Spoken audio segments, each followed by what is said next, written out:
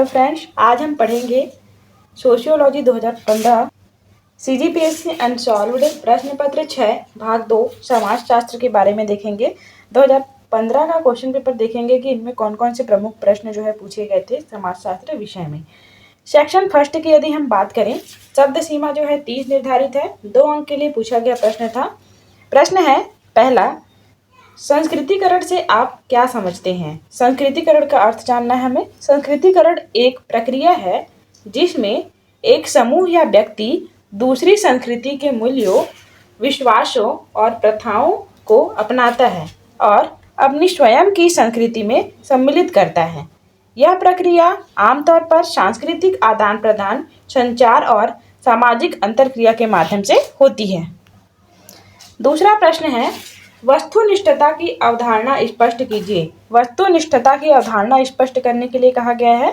वस्तुनिष्ठता एक ऐसी अवधारणा है जिसमें व्यक्तिगत भावनाओं, राय और पूर्वाग्रहों से मुक्त होकर वस्तु के वास्तविक स्वरूप को देखा और समझा जाता है।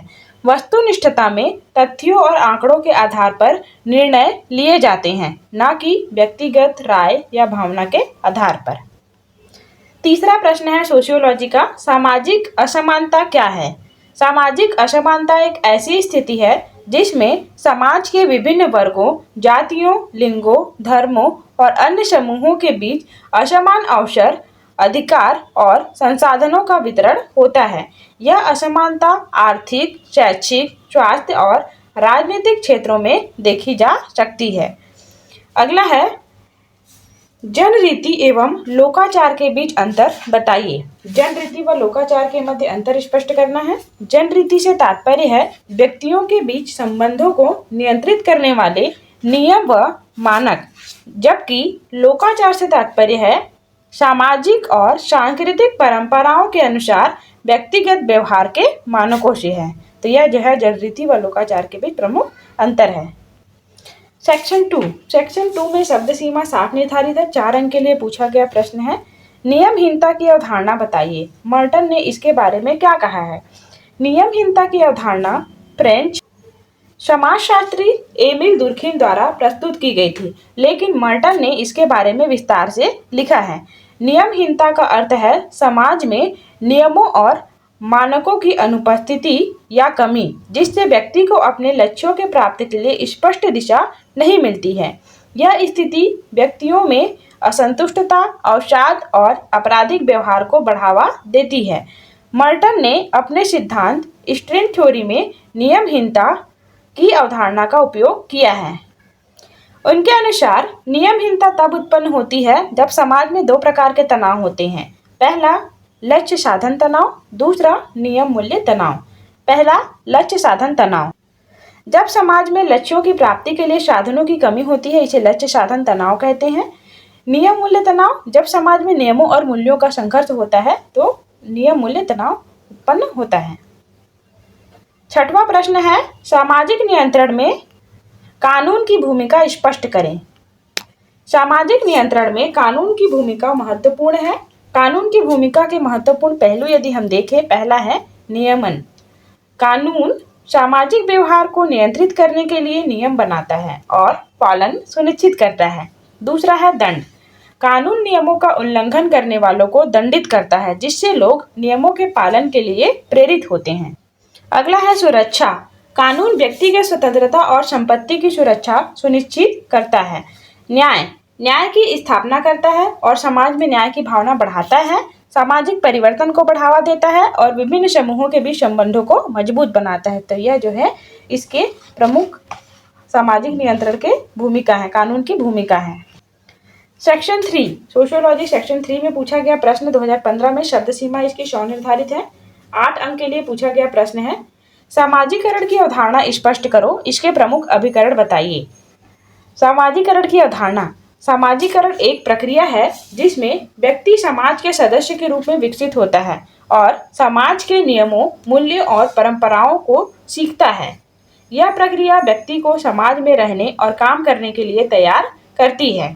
सामाजिकरण के प्रमुख अभिकरण, पहला परिवार, यह सामाजिकरण का सबसे महत्वपूर्ण अभिकरण है। जहाँ बच्चे अपने माता पिता और अन्य परिवार के सदस्यों से सीखते हैं। अगला है शिक्षा प्रणाली।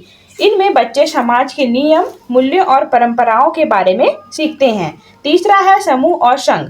समूह और संघ सामाजिकरण के महत्वपूर्ण अभिकरण हैं, जहाँ व्यक्ति समाज के अन्य सदस्यों के साथ बातचीत करते और सीखते हैं। अगला है मीडिया। इसमें व्यक्ति समाज के बारे में जानकारी प्राप्त करते हैं और समाज के नियमों, मूल्यों और परंपराओं को सीखते हैं। अगला है धर्म और संस्कृति। यह व्यक्ति को समाज के मूल्यों, परंपराओं और नियमों को सिखाते हैं। राजनीतिक संस्थाएं इसमें नियमों के महत्व को सीखते हैं। सेक्शन 4 शब्द सीमा 540 अंक के लिए पूछा गया प्रश्न, सामाजिक शोध क्या है? 8वें का पहला प्रश्न है, सामाजिक शोध क्या है? सामाजिक शोध एक व्यवस्थित और वैज्ञानिक प्रक्रिया है जिसका उद्देश्य समाज, उसके सदस्यों और उनके संबंधों के बारे में जानकारी प्राप्त करना और समझना है। यह शोध सामाजिक समस्याओं को समझने, उनके कारणों की पहचान करने और समाधान खोजने में मदद करता है।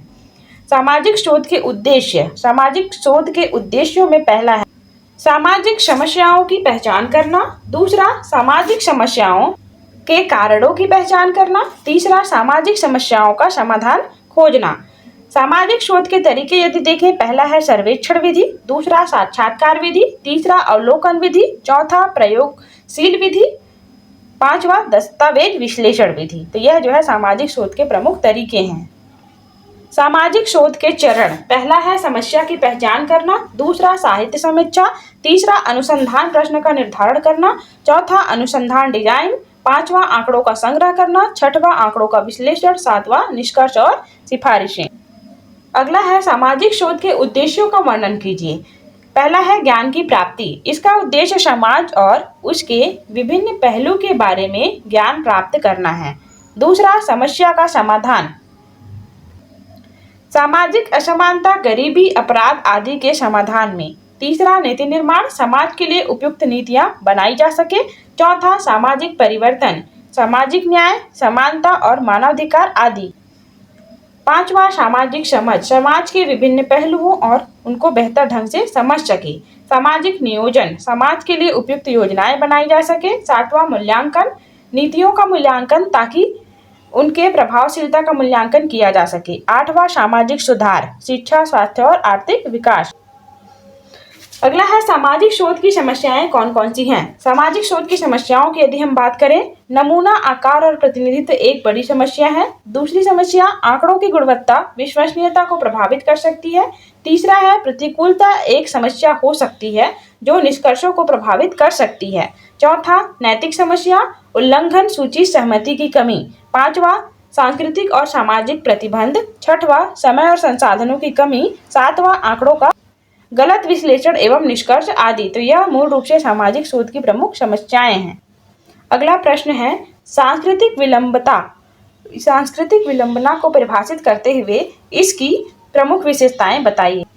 परिभाषा है सांस्कृतिक विलंबना का समाज में सांस्कृतिक मूल्यों, प्रथाओं और संस्थाओं के बीच असमानता और विलंबन।